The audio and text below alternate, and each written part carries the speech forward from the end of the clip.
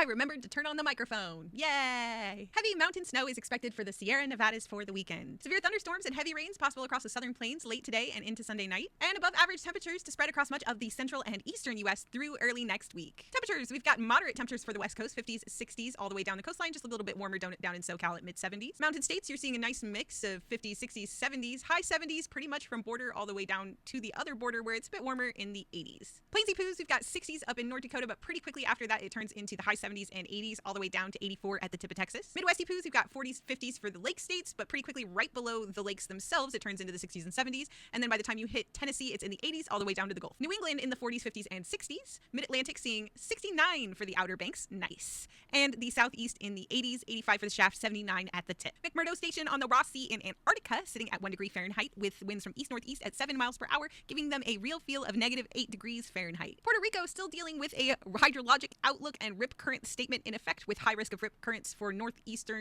and eastern coastlines of Puerto Rico, up to moderate risk elsewhere. Check your local conditions before visiting the beach.